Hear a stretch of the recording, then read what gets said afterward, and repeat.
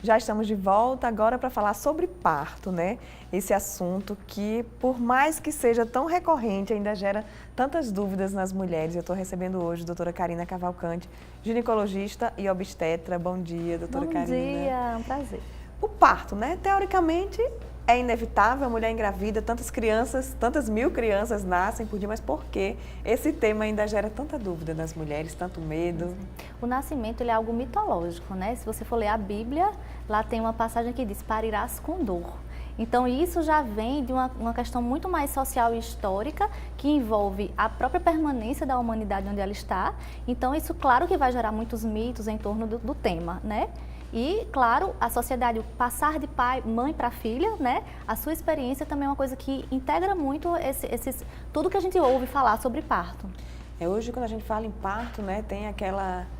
Todo mundo vai para o cesárea. A maioria das pessoas, principalmente aqui no Brasil, é uma luta muito grande para reverter e voltar para o parto normal, né? Isso. Por que tantas cesáreas ainda hoje? É uma questão muito cultural do nosso país, né? Desde a década de 80, houve um movimento de hospitalização, de medicalização, que a gente chama dos procedimentos, e o parto, ele virou um procedimento, né? Então, e como procedimento, o que é que tem de mais complexo em termos de procedimento? A cesariana, em relação ao parto, né? A cesariana, que é uma cirurgia feita para tirar o bebê, né? Só que isso foi se tornando cultural. As pessoas começaram a dizer, porque a anestesia, na época, a anestesia era voltada para o parto cesáreo apenas, né? Hoje nós temos a analgesia para parto normal também, mas na época era mais voltada, assim, a questão de não sentir dor, do parirás com dor, e o medo da dor que paralisava muitas mulheres e que faziam elas optar pela cirurgia, né? Que tinha anestesia. Então isso foi ficando cultural. Então minha mãe teve cesárea, minhas tias tiveram cesárea, eu acabo indo também para a cesárea por acreditar que é um procedimento mais seguro. E hoje a gente sabe que isso não é verdade. Nem para a mãe, nem para o bebê, né? Exatamente, principalmente quando essa cirurgia ela é marcada de forma arbitrária. Por que arbitrária? Porque por mais que a gente calcule a idade gestacional, a única certeza de que o bebê está pronto para nascer é o trabalho de parto, né? Porque são sinalizações que vêm de dentro do corpo do feto, que está lá na barriguinha da mãe, ele sinaliza para o corpo da mãe de que o pulmão dele está pronto para respirar. Né? Então ele vai respirar no ar ambiente, ele está imerso em líquido, né? E ele se formou dentro daquele líquido. Então ele tem que dizer, estou pronto, e a única maneira, certeza que a gente tem, que não são cálculos matemáticos, né? Porque nós fazemos cálculos para estimar a idade gestacional, que se aproximam da realidade, mas que a gente sabe que pode haver erro. Uhum. Eu vejo muito assim, as mães já no início, descobriu que está grávida, já sabe que vai ser cesárea. Né? Como é que a gente pode trabalhar isso durante esses 9 meses para realmente aceitar que o parto vai ser do jeito que tiver que ser, né? Eu digo assim, se tiver que ser cesárea, que seja, Isso. Mas que o normal seja o caminho adequado. Eu acho que, assim como acho que tudo na vida, a educação é o caminho. Então, a informação, né? Informar a essas mulheres por que o parto normal é melhor, por que é mais seguro do que a cesárea, por que tem menos complicação do que a cesárea, porque a gente tem que pensar no modelo de saúde ideal, o modelo de saúde com atenção integral àquela mulher, e não aquelas mulheres que infelizmente não conseguem fazer pré-natal, muitas vezes não conseguem nem fazer os exames básicos do pré-natal, que não conseguem uma assistência adequada, ideal no sistema público. Então acho que tiveram muitos erros no decorrer dessa cultura de cesárea, né, que a gente tem hoje, que é justificada, sim, né, por conta do próprio sistema de saúde, como hoje ele se encontra, os planos de um lado e o público do outro, né, e a gente sem conseguir ter um meio termo entre eles. Então hoje os médicos que atendem na lógica humanizada lutam para ter uma inserção em que as mulheres tenham o direito de escolha. Não é que tem que ser normal ou que tem que ser cesárea, mas que ela tem o direito de ter uma escolha esclarecida sobre que tipo de parto ela quer, levando em conta os riscos e os benefícios de cada escolha. Ótimo, doutora Karina, vamos explicar qual a diferença. A gente escuta muito parto humanizado, parto normal, parto natural, parto vaginal, é tudo a mesma coisa ou tem uma diferença aí nessas nominações? Na verdade, só existem duas vias de saída. Ou ele sai pela vagina, ou ele sai por cirurgia, né? O bebê ele sai por essas duas vias. Então, os termos vão se estendendo porque cada pessoa quer chamar de uma forma. O que está muito em voga hoje é a questão da humanização da assistência, que essa história de parto humanizado. O que é isso? É respeitar as escolhas da paciente. Isso é humanização, né? Humanizar, ele vem desse termo humanizar, vem de se tornar benevolente, tolerável. Então, é você escutar o que a paciente tem ali dizer e dar também a sua opinião da questão científica, né?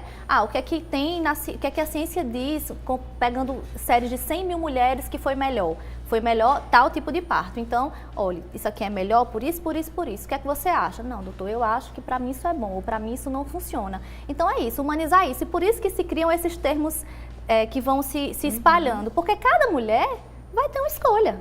Cada mulher, que hoje se fala muito em plano de parto, né? Ela vai ter uma escolha, ela vai dizer, doutor, eu prefiro parir deitada. Ela pode preferir isso, mas eu posso dizer para ela, olha, se você parir em posição vertical, vai ser um pouco melhor. Eu acredito que você vai sentir menos dor, é o que a maioria refere. E ela vai ter esse direito de refletir sobre aquilo e escolher. Então, isso é humanizar. Ótimo. Então, vamos falar aí para as mulheres que estão em casa, né? Eu percebo também muito essa questão do médico. Aqui no Brasil tem isso, né? A médica que eu estou fazendo pré-natal é ela que tem que fazer meu parto e tal. E isso é um dos fatores que encaminham aí para esse parto cesáreo, porque não tem como o médico dar assistência desse jeito. Isso. E eu queria falar com você exatamente desse grupo que vocês criaram, né? Para possibilitar isso, vários profissionais juntos para ajudar aí as mulheres. Para tentar viabilizar, viabilizar esse parto. Hoje, por exemplo, eu faço em média 50 pré-natais. Eu tenho 50 mulheres grávidas sob a minha orientação de pré-natal. Eu vou ter condição física, ser humano, eu sou um ser humano, né? Acima de tudo, tenho um filho bebê, né? Como todas as mulheres querem constituir família, tem seus maridos e suas casas. Eu vou ter condição de dar assistência a 50 partos? Não, isso é humanamente impossível. Então, a gente formou um grupo de 4 obstetras. Claro que nós 4 também vamos ter um limite. Uma hora também nem nós 4 vamos dar conta se a demanda aumentar muito, mas eu acho que é um movimento. É um movimento que a gente está começando e que eu espero que se perpetue por todos os médicos que são da especialidade, de se unir, né, em prol do que é melhor para ambos, para os médicos e para os pacientes, que é dar uma assistência integral. Nós 4 hoje trabalhamos em caráter de disponibilidade, ou seja, eu faço o seu pré-natal. Você, claro, cria um vínculo, não deixa de criar. Mas isso não significa que só eu possa fazer o seu parto. Você vai ter o seu cartão de pré-natal com toda a sua historinha, né? Então, qualquer médico vai estar habilitado em posse do seu cartão preenchido, de saber exatamente tudo o que aconteceu no seu pré-natal e vai estar completamente seguro para dar seguimento ao seu parto, né? Porque o trabalho de parto, ele pode mudar independente do pré-natal, né? O pré-natal pode ser de baixo risco e o parto se tornar no seu encaminhamento um parto de alto risco, né? Então, na verdade, é uma avaliação contínua, né? E não depende de quem fez antes, né? Claro, se você quer, então, aí vai ser feito um contrato para que você tenha aquela assistência 24 horas no médico que você escolheu. Se não, as urgências obstétricas estão aí para dar um apoio integral e de qualidade com especialistas de plantão. E garantindo aí o parto do jeito que tem que ser, né? Exatamente. Tem uma dúvida aqui, doutora Karina, infelizmente nosso tempo é curto, mas deixa eu fazer. Quem já teve parto cesárea, pode ter normal depois? Isso, pode sim, né? Existe um risco que o pessoal se fala muito quando fala, eu tive uma cesárea, posso ter normal. Se fala em ruptura uterina. Mas a gente teve um grande estudo, que a gente chama de meta-análise, que aqui se une todos os estudos no mesmo tema de vários países diferentes. Então, com a coorte de mais de 50 mil, 100 mil mulheres, que viu que uma cesárea anterior, apenas uma cesárea anterior, não aumenta consideravelmente o risco de ruptura. Ou seja, uma mulher que está grávida, nunca teve cesárea, nunca teve parto nenhum, primeiro filho, ela vai ter um risco de ruptura, como qualquer uma pode ter, certo? Que é de tantos por cento, uma taxa mínima, certo? Que é muito raro acontecer. E quem tem uma cesárea anterior, essa taxa não subiu significativamente, ou seja, não é indicado que seja outra cesárea por conta de um risco de ruptura, isso não é justificado. Agora, a partir de 3 cesáreas, sim, esse risco aumenta consideravelmente a ponto de termos que indicar mais uma cirurgia.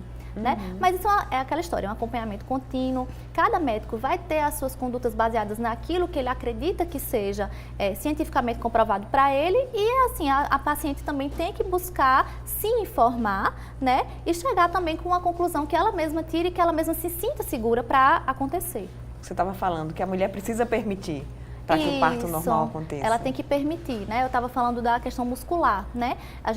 Muita gente tem o mito da passagem, né? O mito da passagem é um mito que está aí há décadas, né? Que é aquela história, doutora, mas eu sou muito magrinha, eu sou muito baixinha, ou sei lá, eu não tenho, já me disseram que eu não tenho passagem. Isso é um grande mito, infelizmente perpetuado, né? E que não há como saber se você tem passagem antes do trabalho de parto. Por quê? Porque a gente sabe que durante o trabalho de parto, só e somente só durante o trabalho de parto, os ossos se abrem. Então, nossos ossos, eles são ligados por junturas e essas junturas, elas se afastam para o bebê passar. Então, você, mulher que não está grávida, você nunca vai ter um bebê, porque seus ossos não têm capacidade de se abrir. Mas durante 9 meses, a sua pelve óssea, ela é capacitada para, na hora do parto, ela deixar o bebê passar. Isso é muito bonito, isso é a natureza. Isso foi para isso que nós fomos, Deus nos fez, né? Eu tenho a religião e acredito nisso. Então, eu acredito na beleza daquilo que é humano, né? Nós estamos aqui até hoje porque milhares e milhares de mulheres pariram seus filhos, né? Claro que hoje a medicina evoluiu muito e a gente tem como salvar mesmo aqueles que há décadas atrás morriam, por isso que existe a cesariana. E a cesariana é importantíssima, mas ela não tem que ser a regra, ela tem que ser a exceção. E assim, hoje essa questão da dor tem a analgesia, né? Para passagem, o não parirás é mais com aquela dor, coisa. gente, ficou na Bíblia, graças a Deus. Deus nos capacitou para evoluirmos e nós evoluímos e fizemos a analgesia. Ele que nos capacitou, então vamos aplicá-la. Vou dar também aqui meu testemunho de cesariana. Não dói no parto, mas depois dói muito. E você tem que cuidar do seu filho e você sente muita dor. Eu senti muita dor. Eu acho assim, a cesárea, infelizmente eu evoluí para a cesárea, por exemplo. Eu estou com um bebê de 9 meses, eu passei 2 dias em trabalho de parto, tive o que a gente chama de parada da dilatação e meu bebê depois eu descobri que ele estava em assinclitismo, que é uma variedade de posição, né? Enfim, não evoluí, mas fui para uma cesárea. Eu sofri depois do pós-parto? Não. Meu pós-parto foi tranquilíssimo. Hoje também existem técnicas de cesárea minimamente invasivas, né? No sentido de que a gente não corta tantos planos, a gente afasta alguns planos, né? Então, isso também melhora a dor pós-operatória, técnicas anestésicas, doses de medicamentos, tipos de medicamentos usados na anestesia. Então, hoje a gente tem que sempre estar se atualizando, porque novas coisas vão surgindo e não é necessariamente que você tem que sofrer. Eu acho que você tem que ter uma escolha consciente, mas que a cesárea também dá certo. Tanto que tantas e tantas dão certo. Também, tá aí, meu filhinho aí comigo. Não é? Isso é o que é o principal, a saúde, né, do seu filho. É o que eu falo assim, que seja do jeito que tem que ser, né? Não essa questão de marcar, né? A mulher engravida já sabe o dia que o filho quer nascer, tem aquele dia que o filho tem que nascer, porque é o dia do aniversário do pai, o dia do aniversário da avó, e marca ali. Não é isso aí que eu acho que é prejudicial. Que a Unicef não recomenda, né? Exatamente. Que a Organização das Nações Unidas, a Unicef, né? Pela criança e adolescente, tem um site hoje que, se vocês quiserem acessar, Quem Espera, Espera. Se você colocar no Google, Quem Espera, Espera. É um site feito pela Unicef, pela Organização Mundial de Saúde, em prol da saúde das crianças. A gente sabe que a bebê que nasce no tempo certo, no tempo escolhido por ele vai ter mais sucesso na amamentação, ele vai ter menos doenças, tem vários benefícios. Vai ter menos admissão em UTI pós-parto, menos infecção, menos morte neonatal precoce. Então, isso são coisas que são dados que não é doutora Karina, não é ninguém que está falando. Isso são estudos grandes feitos no mundo inteiro e que comprovaram.